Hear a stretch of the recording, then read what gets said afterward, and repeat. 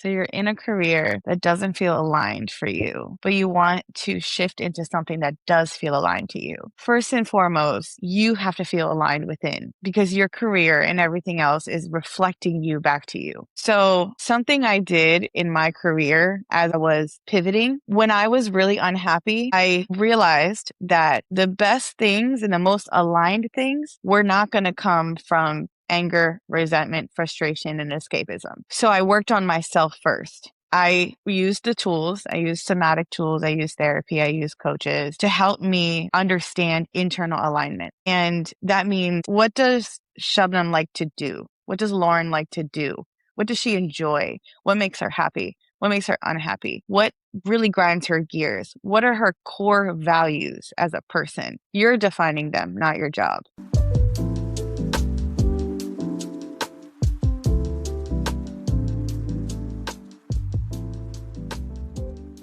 Hey everyone, welcome to the Naked Truth with Lauren Season 2. Welcome back if you're a Season 1 listener, and welcome for the first time if you're tuning in for the first time. We are going to be talking all about the messy realities of navigating your 20s this season, and I am promising you real, stripped-down conversations about work, friendship, dating, self-worth, and the growing pains that no one warns you about at this age.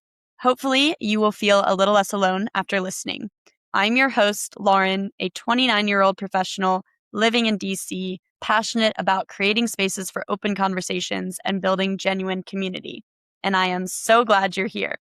Thank you so much to our Season 2 podcast sponsors, Kelly Miller, Marika and Batman Pierce, Pauline Shu, and Jenny Porter. I couldn't do this without you.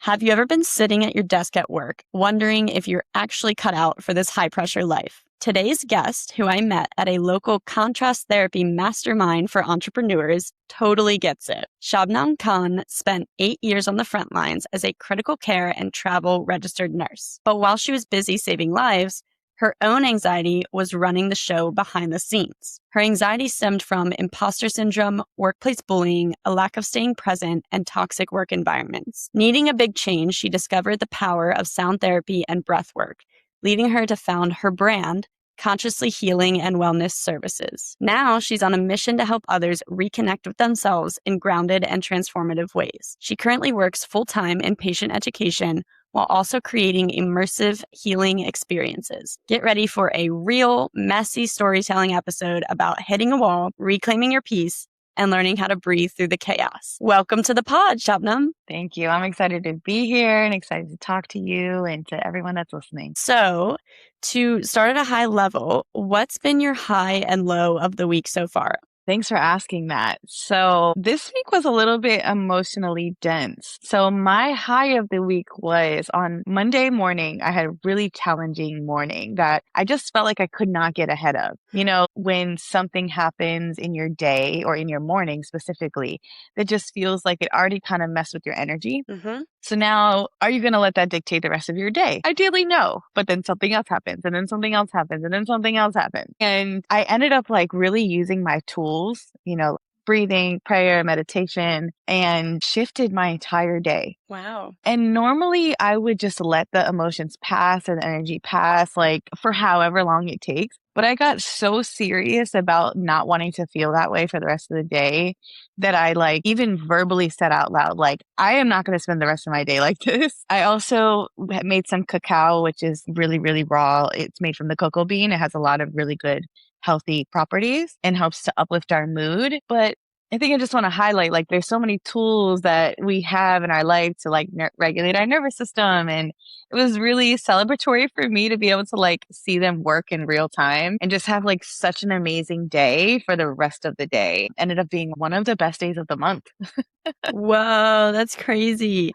That is so cool. I love that because I definitely know what you're talking about. And I sometimes, if I feel behind in the mornings, could just feel that way for the rest of the day and like let it affect my whole day. Yeah, definitely. And then my low for the week, I think it would probably be that my tags are expired and I just have so many car things to take care of right now.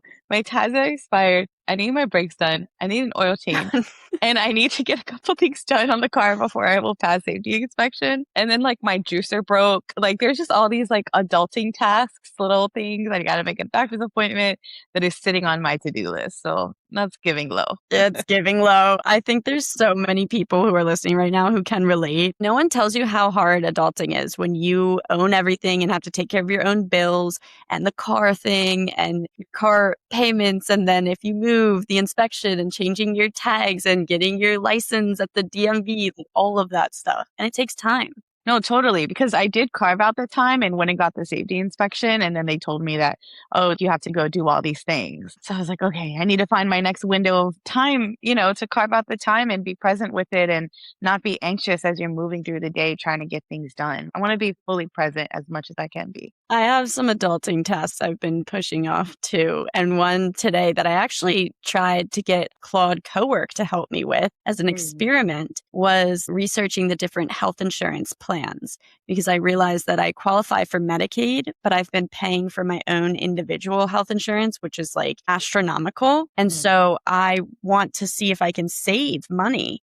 And I'm just not familiar with the Medicaid system and the providers, et cetera. And I've had to, in the back of my mind and on my to-do list, do this research. But I'm like, I don't want to do the research. It seems boring. Totally. We live in a really good place for people who are on assistance type of programs because Northern Virginia and DC, I'm not too familiar with Maryland, but we have so many healthcare resources that even if you are on a like government funded program, there's still a lot of people for you to be able to see and access, which is not true for a lot of other states. That's really good to know. I did not know that. So thank you for sharing. But anyway, the main topic of this episode is workplace anxiety and your story about overcoming it and the tools that you've used in your life. So I want to start with you taking us back to the peak of your workplace anxiety. Like, what was happening? What did your internal world look like on a day-to-day basis? So I reflected on this question a lot, and I've really tried to go back to the version of me that was experiencing that. But to be honest, it's layers. Like I really could not put my finger on a picture perfect story of it. It really was layers. And my first significant memory in the workplace specifically was my very first job as a nurse. I was so anxious to the point where I would be at work all day. I would never feel like I was in my body. But I didn't have those words even to know I don't feel like I'm in my body. I don't even know what I am. And then I would go home and I would sleep and I would have dreams about being at work. Nurses work 12-hour shifts. So I would go home around like 8, 8:30, sometimes 9 if the shift ran late, go to bed and wake up again at 5 o'clock in the morning, go back to work. And so it's like I would never actually have a break because it's in my waking state and my dream state. And it did get better over time. It really did. But that's my first memory of like having that much anxiety be so present running my day. Was it like 3 12-hour shifts a week? Yeah. Yeah. But when you first start out, you're also in orientation. So sometimes you have extra classes that you have to attend. You might be staying after, coming in early, but you typically work 3 12-hour shifts. You can rotate days and nights. You can work one shift and then be only off one day and then back to it is a crazy schedule. And when you first start out, you're actually working another person's schedule because they're training you. So I had a lot of contributing factors to my anxiety at the time. You just have so many different things and you're new in the workplace. So how do you even feel like you have a voice or that you have a say or that you have an identity in that space when you have another person's schedule, their personality, the environment itself? So it was a lot just consuming me at the time and it ran me day and night. That is a lot. And then, okay, so fast forward a couple years into your career, were you still having these anxious dreams about work? No. So the first big step was being on my own. When I was off of orientation and I was no longer with the person that was training me, I had a huge difference just because I got to see myself. I got to be with myself. I got to be in this space of just self-awareness. It's harder to do when you have somebody on top of you the entire time. And the person I was working with was extremely toxic. It's even really uncomfortable for me to share this publicly because I never really told anyone what I was experiencing because one, you don't want to sound like you're complaining or that you're like a victim or that the other person's the problem. So even like sitting here now, all these years later, I can feel like discomfort in my body as I talk about it because in that moment, I just had to be quiet and deal with Mm. it. Or maybe not. That's what I thought I had to do. So Mhm. when I transitioned out of that and I was on my own, I really felt a lot of relief and I got to connect to actually what I was doing. You know, as a nurse, we're people. So actually working with the patients and doing the work and having self-awareness of what do I actually enjoy in this space. But you mentioned a couple years later, so I did go into travel nursing and then a new layer of anxiety was revealed. What was that anxiety from when it came to travel nursing? So I took a big leap and I thought I was going to Washington, D.C., but I actually went sign up to go to Seattle, Washington. Oh my gosh, was that an accident or that was on purpose? So I can't remember because it was so many years ago, but I don't remember at what point in the conversation the recruiter told me, oh, it's Washington State. Somewhere along the lines, I must have missed that she said Washington State. So I already applied and everything. And then when she said Washington State, I had such an open mind at the time that I was like, all right, let's just do this. I never even like explored or knew anything about Seattle, but I went for it. When I did it completely on my own, I like packed up my car. I taught myself how to travel, how to be a travel nurse, how to all of that. And then I flew there by myself. I shipped my car. So many things I would not recommend anyone do today. There's a much easier path. Where were you coming from? Delaware, complete other side. Okay. Yeah. So no one teaches you how to do these things. So I just went along this path. When I got there and actually did the move, I didn't know anybody and I didn't travel there with my family or friends or anything. So what happened was for the first time in my life, my body did not have co-regulation available to me through other people. I'm a first generation American. I'm a child of immigrants. I come from a very family centric culture. Even if you don't like your family, you're with them all the time. Yeah. I also come from a small town. I'm from Delaware. You know, I grew up with neighborhood friends. So I paint this picture and give all this context to say shifting yourself out of an environment that is at least around people you don't even realize, like almost isolation, is really shocking to the nervous system. At least for me, it was. And it came with a lot of anxiety in my day, even if it wasn't directly related to work. I just felt really anxious all the time. And I honestly didn't know why. I was really anxious. I was really depressed, but I grew a lot and I got to know myself very deeply. It was a beautiful first step of this self-awareness journey.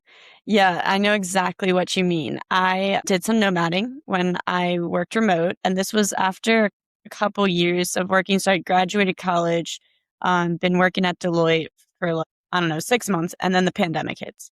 And then we got sent out. And then I saw a bunch of my coworkers give up their expensive DC leases and either Airbnb hop around the country or move to a different state or move home, like whatever it was. And I love to travel. So I was like, oh, this is so cool. Might as well like do it while I can. And so I knew myself enough to be like, I don't think I can do this by myself. I think I would be very anxious and depressed if I was Airbnb hopping or traveling cross country by myself, especially like not having a workplace to go into was very isolating because it was just all work remote. So I wouldn't even have that like coworker layer or like relationships. So I recruited a buddy to do it with me. And the two of us did it together. So I had like a given friend in each city. And we definitely were living in places where I didn't know anyone else. So I can't imagine that takes like so much strength to just up and move to a place you've never been on the opposite side of the country, knowing no one and being like pretty fresh into the workplace. That takes a lot of courage. Yeah, it was a really painful experience for me. It was so painful, but I really don't think I would take it back. I really don't even think I would take anybody with me because you gain so much by being by yourself in that space. You find new ground to anchor on and you discover a version of yourself that is like your soul almost, you know, even if you don't use those words or identify it that way. I think I really got to be with nature that you don't really get to see on the East Coast. The Pacific Northwest, I recommend any nature lovers to explore it because thinking about it makes me emotional how beautiful those mountains are, how beautiful the water is, how clean the air is. And I don't know if I would have been that immersed had I been with another person. So it's like all a journey. And I think it's really easy to stay in fear, or it's really easy to not take the plunge. But when you do, and you do spend your time alone, and you can still travel, you can still, like, I did go home to see my family. One of my really close friends got married in Aruba while I was there, and I flew there. I mean, you get to develop yourself through that experience. And I really wish all of us would do it, honestly. Yeah. Yeah, you learn so much about yourself and you grow, and I think mature a lot. Yeah. Several years later, post my nomading experience, I put on my vision board, it was 2024, to do a solo trip, to really travel. And I traveled abroad. I traveled to Portugal, did that alone, and then sought out like an experience where I know I'd be surrounded by like-minded people because it was a surf camp. So it's something that like I specifically have been wanting to do. And it was a good destination for solo travelers. You know, we were living in tents on the beach or on the sand, and it was easy to meet people that way. It was kind of like a small community, but I knew that this was pushing myself outside of my comfort zone. And that's one of my favorite things to do, like personal development. I'm like a nerd about, and like just grow. Yeah, really get to know myself better. I just knew that it would be an important experience for me. And it sounded like you had that similar intuition probably earlier than I was, which is awesome because not everyone has that desire. Yeah, I think it's easy to even not allow yourself to have space to have a desire. You like the desire can be there, or things can feel like a dream or a fantasy or something that's just like, oh, if I could. But when your fears and anxiety, like anxiety is its own identity. And Mm. when anxiety is really leading your life, like you're not going to be moving in the way of your desire. So Mm-hmm. being really young at that time worked in my favor because I wasn't thinking that thoroughly. I wasn't that mature. I wasn't like, is this a good idea? What are the risks for this? Is somebody going to hurt me? No, I was naive. I was oblivious. I was just thinking I'm just here for a good time. Like, I'm just like, wow, this sounds cool. I've always wanted to travel. Like, this sounds really nice. Being naive actually kind of like helped me in that sense. And I will tell you, when I was leaving my job, it was so much negativity because I don't know if you know this, but like some nursing environments are not the healthiest. They can be very catty, very cliquey. Not all of them, mostly like aside from my first job, all of my nursing experiences have been positive because I have made sure of them to be, or I don't stay. Um, Yeah. Facts. but when I was leaving, I heard, you're going to regret it. The grass isn't always greener. People love to say that when you're leaving a job, you are going to hear the grass isn't always greener. And, and I'm like, it's green where I water it. And Yeah, yeah. and they were just like, just speaking a lot of negativity and trying to plant seeds of doubt in my mind because they wouldn't do this. They wouldn't make the move. They don't have the Yes. courage to do it. Thankfully, again, I was so naive and so oblivious that I was like, what do I have to lose? I can always come back, so on and so forth. And I think so. It was a really good window of time for me to take advantage of, even though it was difficult. Also, as you were talking, I was and explaining like your time solo, it reminded me that being around strangers really allows us to like see versions of ourselves that we won't see if we're always with people that we know and in long-term relationships. So like that was another thing I really gained from that experience was the ability to get to know myself through the lens of other people. When people meet you for the first time, especially in work environments, the more they see you, they're going to start saying things to you like, you're always happy, or you always got an attitude, or you this, like you're going to naturally hear feedback because that's what we do as humans. So like shifting environments and putting yourself somewhere unfamiliar, it really does help you grow because strangers will help you grow. That's so interesting. I never really thought about that. But Yeah. yeah, that's so accurate. And I'm sorry to hear that you were met with that negativity when you were leaving. But you're right. A lot of people project their fears and like insecurities onto others. So it's important to distinguish that and be secure in yourself and your own decisions. Like, you thought it through. It wasn't just like a random thing you decided to do one day. Like making a career change is a big life change. So I imagine you put a lot of thought into it, and you're an intentional person. So I know you put a lot of thought and intention behind it. But yeah, it sounds like a majority of your nursing career, understandably so, you were on the front lines. It was a tasking job, long hours. You were anxious, sometimes like out of tune with your body, especially like traveling. That's a whole other layer of anxiety you talked about. And so like, I'm thinking about, there's usually like a specific moment where we break down in our careers and we're like, I can't keep living like this. And I'm wondering, did you have that moment? And if so, what did that breakdown moment look like for you in your nursing career? So fast forwarding more further into my career, because I kind of transitioned between travel nursing and then just like relocating. So at one point I moved to Atlanta, Georgia, and I was working, actually this is my favorite job I ever worked. I worked at Grady Hospital downtown, and it was like the peak of my career. Nobody can tell you shit after you work there. It like piques your confidence to such a degree. And you really are serving the community because it's a city hospital. So I was having like a really good experience, but then things started to shift within the work environment. And I'm sure we have like all experienced that, where like things are going great. You're like, this is the thing. And then there's variables, staff changes, management changes, company changes, different things kind of happen, and you're on the receiving end of it. So it can be difficult, and it felt difficult for me to be in a space where I loved something, but just was not being treated well. The pressure became so high. I'm talking people are crashing on you left and right. If anybody knows anything about Atlanta, if anybody knows anything about Grady, it's an extremely high pressure environment. And the pressure was just becoming so heavy on me that I was crying coming home from work. I was sobbing in the car. I was like, what is this? This cannot be life. And so I ultimately decided that I would shift, because I couldn't allow the company to really just constantly dictate the way that I was living my life. Because when you're feeling that way at work, you're not a different person when you're off.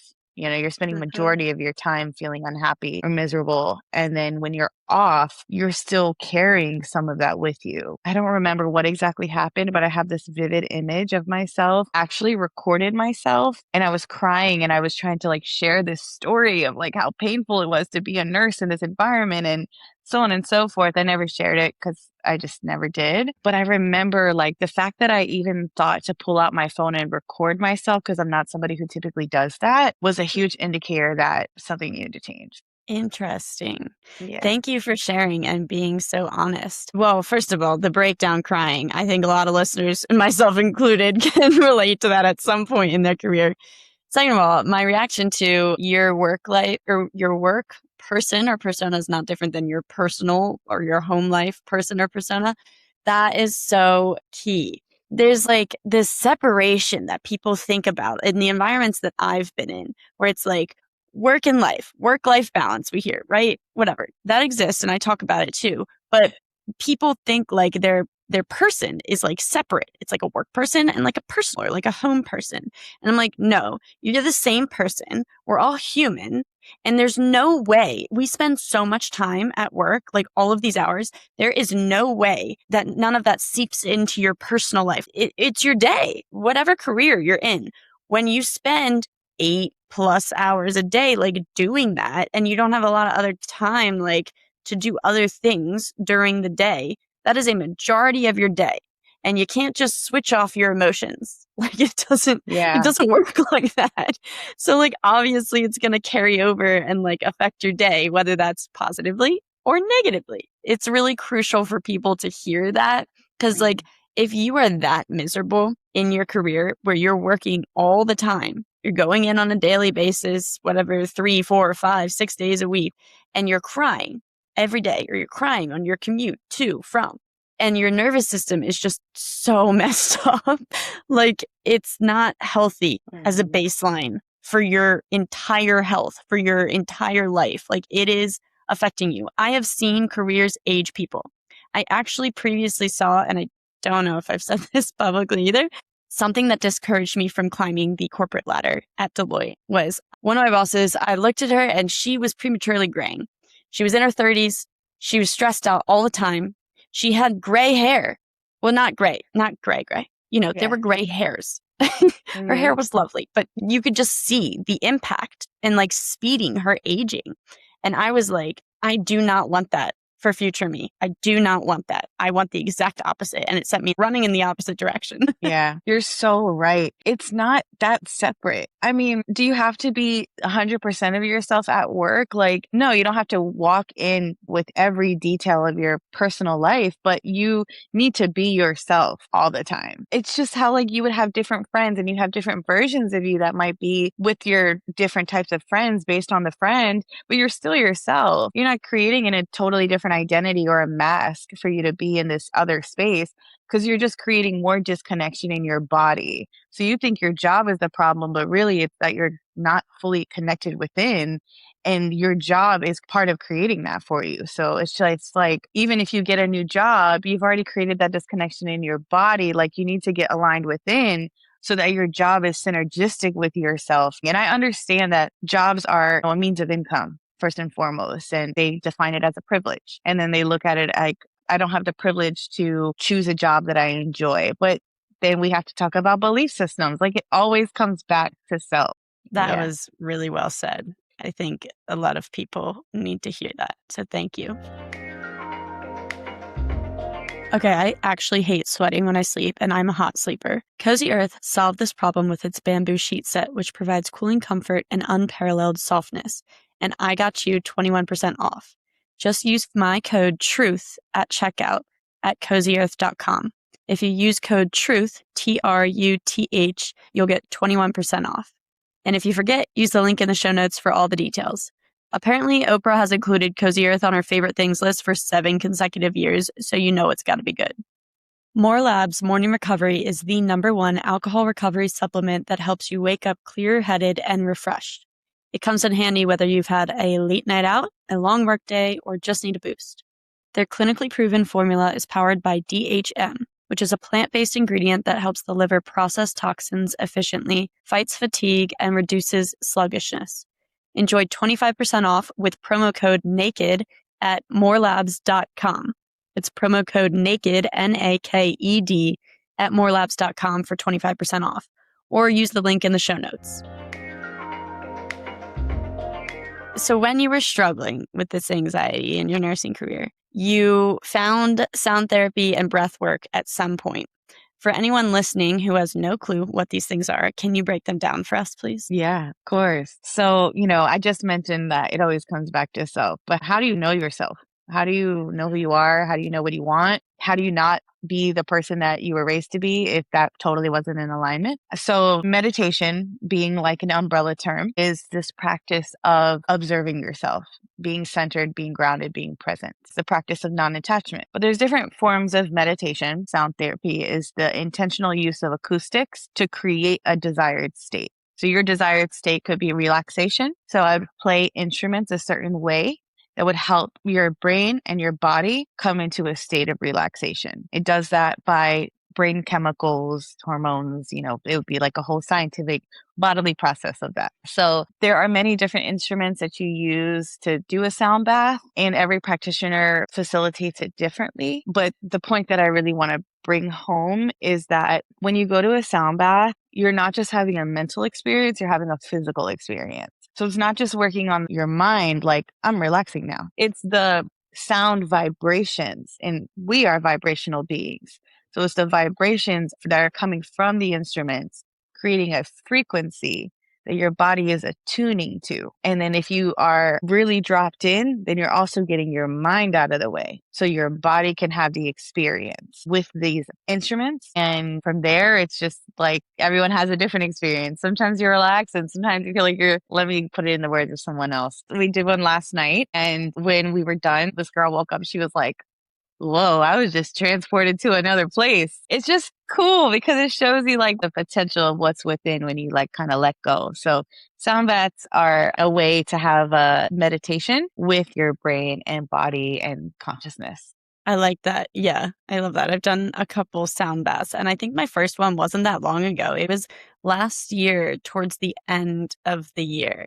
And it was a very interesting experience. I love learning about energy and stuff. But okay, so talk a little bit more about breath work too, and how that calms our nervous systems. Because sometimes people who are unfamiliar, I feel like they just think about it. They're like, okay, breathing, like, hello, I do that naturally, like, whatever. Yeah. What's the big whoop about that? Yeah, so thank you, because breath work has truly made the difference in my life. When we talk about this big picture of like my life and anxiety and all these things, breath work made such a difference because it brought me fully back into my body in ways I didn't realize I was disconnected from my body. So breath work, because it has become more of a popular term, I really want to dwindle it down to the most base definition that breath work is the intentional manipulation of your breath. Because your breath is your nervous system, it's connected to the part of your nervous system that happens without you actually trying. But then you can also use the other part of your nervous system to try a certain kind of way. When you are being intentional about the way that you breathe, you can shift your brain chemistry and your biology to take you into different states of consciousness. At the most base level, when you're stressed, anxious, depressed, feeling something that just doesn't feel good to your body. So now you're trying to separate from it. You're probably having even more anxiety. And you slow down. And you start with presence, just acknowledging yourself in the space. And then you take deep inhales in through your nose, expanding your chest and your belly, and then fully exhaling out. What you're doing is you're signaling to your body very organically. So you're using the natural mechanisms in your body to signal relaxation, or rest and digest, as a lot of people know.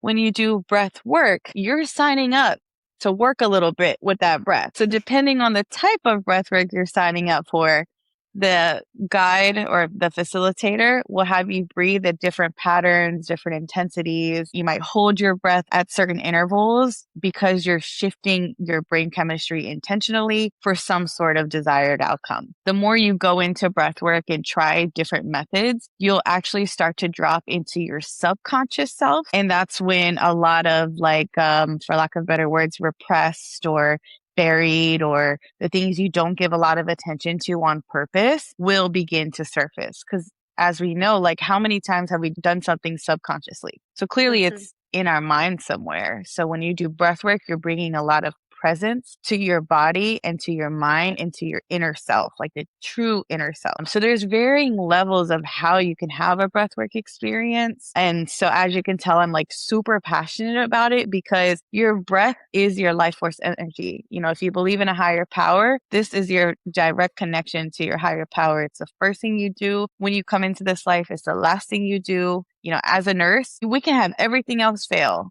but when the breath fails, that's when we really call it. So to me, it's evidence of the fact that this is our inner anchor. And there's a lot you can do with it to incorporate it in your life and to serve you in different ways. But 100%, like anxiety, depression, the fluctuations of emotion that we experience in any given day, it's so helpful, and it doesn't have to be complicated. That's awesome. I also never thought about it as the connection to whatever higher power you believe in. And like, I understand from your healthcare background that you explaining that's the first thing we do in life, and that is the last thing we do before like your life ends. And you putting that into perspective like that makes a whole lot of sense and makes me think about it differently. Yeah, that's really special. I'm so glad that you're able to connect it, because that's so important. You have to understand like how the tool is going to serve you, and you have to create value around the tool for you to utilize it when you're coming up in spaces where you're feeling anxious and challenged in different capacities. If you can understand why a tool is going to serve you, then you're more likely to utilize it in hard times. Yeah, exactly. And you have to believe in it, because if you don't believe in it, then it's not going to work. And I guess to that point, that's why these breathwork and sound healing are so useful, because you get real-time evidence. Yeah. I would definitely encourage anyone who is the least bit curious out there who's listening right now to try it if you haven't, because it's a very interesting, like, I feel like unique experience that I think is getting more and more popular in like mainstream culture. I mean, different practitioners are more experienced or practiced than others. Obviously, there's like the performative wellness vibes out there, but that's not what we're talking about. We're talking about like real holistic wellness and the practices that will ground and calm your nervous system. Very much so. That's what it's all about. When you show up to a class of any sort, you really want to be showing up for yourself. You really want to be present in this space with a lot of self-awareness. How did this make me feel? What came up for me? What can I do with the information I got from myself today, from what I saw or what I realized? You don't want to just show up to perform it, to check it off the box or like say, yeah, I went to a breathwork class and then like I had this experience and then go along life in the same direction. You want to utilize those experiences, a really concentrated way of having self-awareness. Yes, exactly. So once you started like consistently using these practices, how did your relationship with work change? In the beginning, I was working and I felt like I was one version of myself there. And then I was going to the classes and I felt like I was having really great experiences there. But I can't say that it felt so cohesive, that a lot was changing, was like translating to the working environment or my time outside of work when I was like recovering from work. Once I discovered breath work and I literally did what I just talked about, took that self-awareness to better understand myself. And I started to learn how to integrate those tools into my day. So this is when things really changed for me. I also worked with a teacher that taught me how to use my words to formulate prayers, but like not in a super religious way, in a speaking the best possible outcome kind of way, and a very high belief kind of way. So she taught me how to like speak in certain ways that would really ground myself and manifest a little bit. So I would start my day with a breath. I would literally like be in the car, just pull it up, and I would like put one hand on my heart and one on my belly, or maybe two, it doesn't matter. I really don't like to stress the details. So, we don't want to overthink it. But overall, just to like create that nervous system connection, I would take a big, deep breath in through my nose and like exhaling out of my body. I would do that maybe 3 times. It's a very quick experience. And then I would set an intention and it would sound something like, I really want to call in everyone who loves me and supports me. I want to speak to God, my angels, my ancestors, all the loving beings who support me. And I would also speak on the work environment too, because I want us all to have a cohesive experience, not just me. So I would speak to us as a community. And I would say, I hope that everyone in this space has a good day. I hope the patients have good outcomes. I hope that there's boundaries in this space. I know I'm going super in detail here, but I'm really just trying to highlight whatever your specific environment is, like what would be the best possible outcome for all of you guys? What would have to happen? So I spoke all of that. And that like 5 minutes really made a difference. So I weaved in all of the tools. I weaved in the presence that I was having when I would go to a sound bath before I became a facilitator, like when I was showing up. And then I weaved in the breath and so I could like calm down internally. And then I weaved in intentional words and all of that. And going into the rest of the day though, because sometimes you do that and then you get to work and it's just some bullshit. I am really big on incorporating the moments too. So how grounded can I stay to my body? The breath helps with that. And then if I am still coming up against a lot of challenges, can I duck off into the bathroom? Can I take my lunch in my car? Is there grass nearby? I hate to say it, but there is some self-accountability in being able to grow through this experience. Self-accountability, taking yourself into a different space so that you can use those tools again. And it helped shift a lot for me, big picture. Yeah, I think that's really important. I come from a totally different career background. I was in corporate consulting. And I imagine it's like this in the healthcare world as well, and other industries and other careers, where it's like you're at work and it's hard to take yourself out of that environment, even for like a few minutes to meditate or do breath work or whatever it is. And you're just there all day and you're constantly surrounded by like different stimulation, and then different challenges pop up, and then meetings. Like in my world, it was like back-to-back meetings or whatever. Like I wasn't saving lives, but sometimes the way people treated it made it seem like we were saving lives. And I was like, whoa, everyone needs to calm down. Like we're sending an email, we're talking about a presentation here. Like people can get really stressed, and we live in a society that kind of praises hustle. We live in this hustle culture. And so people are like, go, go, go. Like we got to move. We got to make progress. We got to perform. We got to meet these deadlines. So it just like can naturally get your heart rate up and your nervous system like kind of out of whack. So I remember like when I was new, I didn't really like take breaks. Like, I just felt like I had to be like accountable at all times and present, like, so my manager could see me. So I was like working, like that kind of stuff. And I had this coworker, there were wellness rooms in the office when we were in the office, and he would go take naps in there. And I remember he was the only one on the team of like 50 that did that. And I remember like people used to judge him. I used to judge him for it. I just didn't understand it at the time. And later on in my career, I mean, we were sent home for a while. I worked remote primarily. And then right before I left in 2025, I was going in the office like once a week. And I actually started to utilize those wellness rooms more to take a little 5 or 10 minute meditation break if I was like feeling really stressed or just like I needed a pause in the day. And it's actually so worth it. And it really like affects the rest of your day and how it goes. So I like how you call out just little breaks, and it doesn't have to be anything big, like 5 minutes of breathing or setting an intention or stating positive affirmations or just like what you would call formulating a prayer with words. But it is really important, and thinking about the greater good of your team, nonetheless, humanity. Like, we are all connected. And so I think it's naive to say we don't affect each other's moods. Like, I have read stuff that it's like, don't let other people's shit basically make you have a bad mood or like affect your day. But I think to some extent, the way other people react and interact with you does affect your mood. It could be a lot or a little bit, but you want like the collective vibrations to be high so that you can all benefit and be the healthiest and be the most calm, and your nervous system be regulated together. Because if there's like a lot of irregulated nervous systems together, yours is, I feel like by default, going to be out of whack.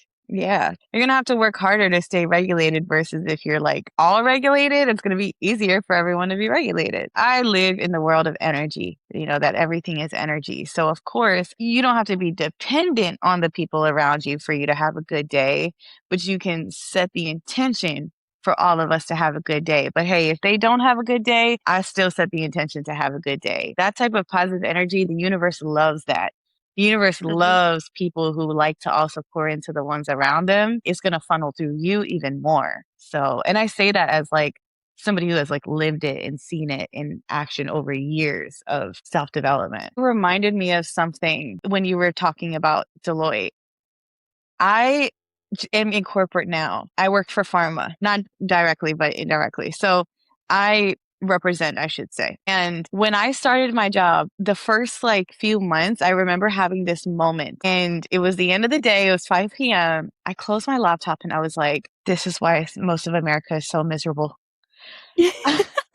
I was like, if this is the life you live 5 days a week without any intentionality, without any of that grounding time, self-work time, meditation time, like if you truly show up and do this mindlessly, which I feel like so many people do, no wonder we're sick, because it will just suck your entire being. You won't feel like you have an identity. You won't feel like you can be healthy, because to your earlier point, it's not separate.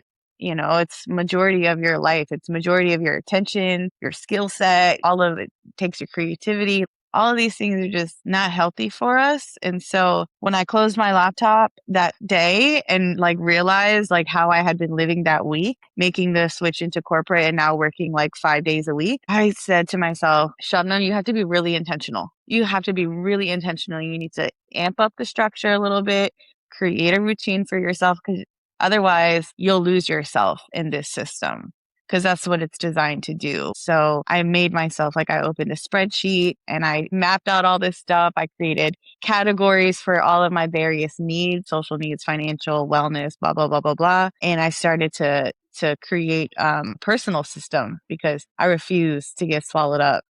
Wow, good for you. Yeah, I think more people need to do that. And it is, you're right, the system isn't like built in a way that supports our overall health and well-being or like mindfulness at all. That could be a whole other podcast episode. I could go down like a rant on that. But I want to focus before we wrap up here on your brand. So you're now building this brand, Consciously Healing and Wellness Services. And I know like many of my listeners right now may feel stuck in a career that doesn't align with their values anymore. And I know that this brand that you're building aligns with your values.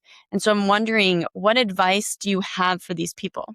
Oof, that's a really big question. First and foremost, you have to feel aligned within. Your career and everything else is reflecting you back to you. So, something I did in my career as I was pivoting, when I was really unhappy, I realized that the best things and the most aligned things were not going to come from anger, resentment, frustration, and escapism. So, I worked on myself first. I use the tools. I use somatic tools. I use therapy. I use coaches to help me understand internal alignment. And that means, what does Shabnam like to do? What does Lauren like to do?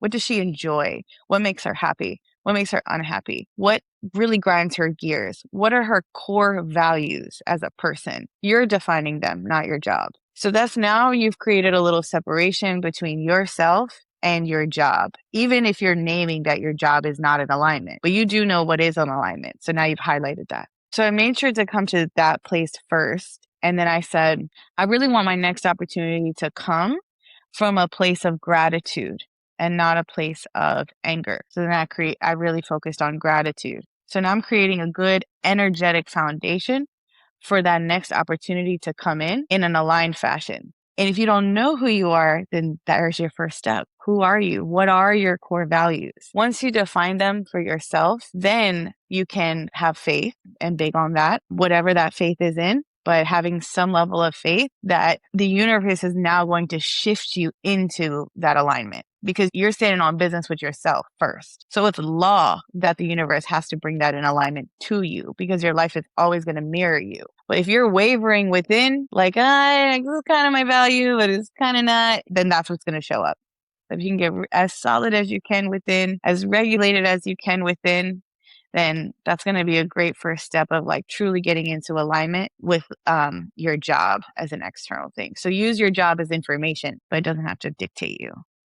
I like that. Yeah, you're right. Your job is information, and you have to make sure you're aligned within yourself first. And so the tools that I'm hearing you say that like people could take action and use is therapy, is coaching, like a life coach, would you say? Yeah, people have various opinions on life coaches. I myself do too. So I would say, even with your therapist, if you are going to show up and invest in that type of help for yourself, I would be really upfront with what it is that you're looking for. I know this would also be a whole different podcast episode, but a mistake that I made in hiring coaches and therapists and different people was I kind of put a lot of trust in them, that they would just guide me to this right place. And over time, I realized that I wasn't showing up with, this is what I need. This is where I feel lost. I just kind of like showed up like, they'll guide me, which was a product of honestly my childhood conditioning. So there's a lot of ways that you can utilize resources, but if you can do a little bit of personal inventory and self-accountability through journaling, through being really honest about what you're unhappy about, and then bring that to your coaches and therapists and, other tools that you're using, then they can help guide you in the right direction.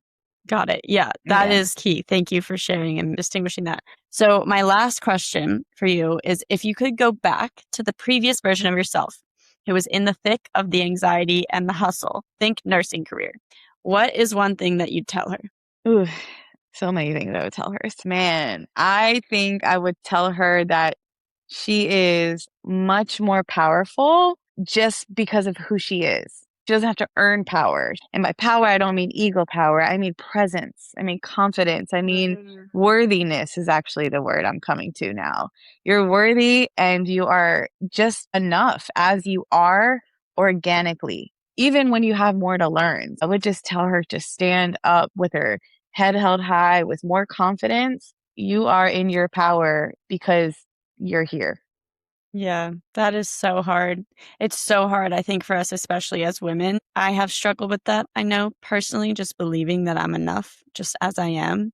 And that's one of my morning affirmations that I say to myself in the mirror. And so I think it's a practice, and it comes with maturity. I think it comes with time, and it comes with self-development and utilizing these tools like meditation, journaling, getting aligned within yourself, and just like building your confidence over time. It takes work. It doesn't just like come passively. which I think my younger self didn't know until I started putting in the work, until I hit like a low. And I was like, whoa, I got to change my life around. Like, I got to build up my confidence. Like, let's go. Yeah. So I think that's really critical for a lot of women out there and everyone to hear. Yeah. Yeah. The nervous system needs experience. It needs evidence to build. It needs repetitiveness in order for certain things to get really ingrained and to be integrated into your identity. Having some nervousness and having a little bit of anxiety and having uncertainty is really, really normal. But when it becomes your identity, that's when, it's a problem because that's not who you really are. And a lot of us identify with anxiety as our identity. That's the most common thing I see with people is, I'm so anxious. I'm just an anxious person. I'm just, I just always have anxiety. And that's the most common way we're taught to talk about ourselves. I think one of the greatest things I learned was creating separation from that by I'm experiencing a lot of anxiety right now. Anxiety is in the room right now. I think at one point I had this stage where I would give it a name so I can create a little separation from that and not embody it because words are really, really powerful. Yeah, I need to do that better, honestly. Like, I still say like my anxiety and stuff. Actually, my favorite trend that I'm seeing right now on TikTok is like, I've seen a couple different women do this where they like make a little character, like Lizzie McGuire, like back in the day where she had that little character. They'll do creative things with videos where they like make a little character and they name it and it's their anxiety. And it's like, Sarah tells me to do this. Like, Sarah is experiencing this, blah, blah, blah. And that creates that separation. Yeah. Okay. So I think I was just doing that verbally where I would like give it a little name or sometimes I would even use my own name and just say like, okay, Shabnam's feeling really anxious right now, or like, this is present for me. And now I'm like building a better relationship with it and I'm understanding it. And, foundationally anxiety is being afraid of the unknown. So there's like a lot of tools you can use to manage anxiety and better understand it and better resolve it. Cause most of the time it's connected to all these other experiences that you're having, and the more you can drop into self-awareness, like we've talked about, the more you can understand like, oh, I wasn't really feeling anxious. I actually was like feeling really sad because I missed my friend or, it can be so many different things. Yeah. Well, thank you so much for sharing all of your wisdom, all of your insights. This was an awesome conversation. I really enjoyed catching up. I want to give you the platform to just share where can listeners find you and try out your wellness services and follow your journey.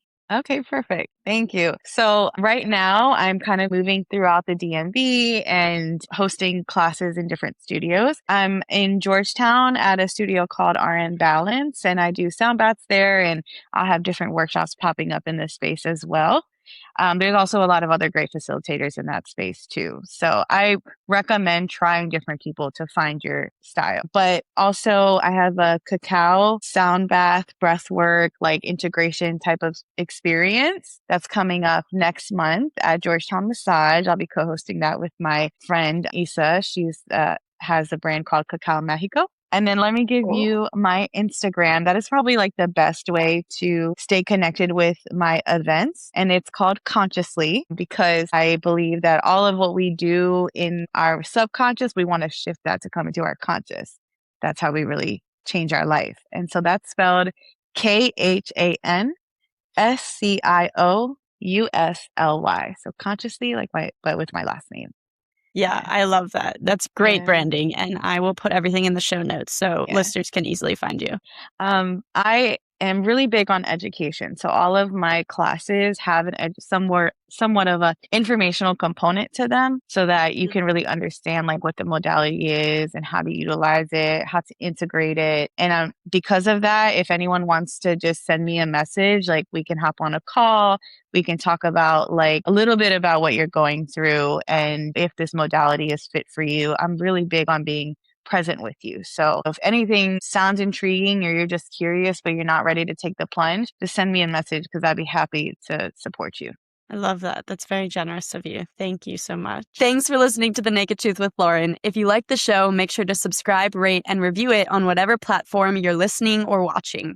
It helps other women just like you to find the show. And if you have a friend who needs to hear this episode, share it with them. If you want to hear more from me, sign up for my community gratitude practice newsletter at thenakedtruthwithlauren.com. You'll receive a quick dose of gratitude every week to help shift your focus from what's missing to what's meaningful in your life. And you can follow along on Instagram at thenakedtruth.pod for more inspiring content. Catch you on the next episode.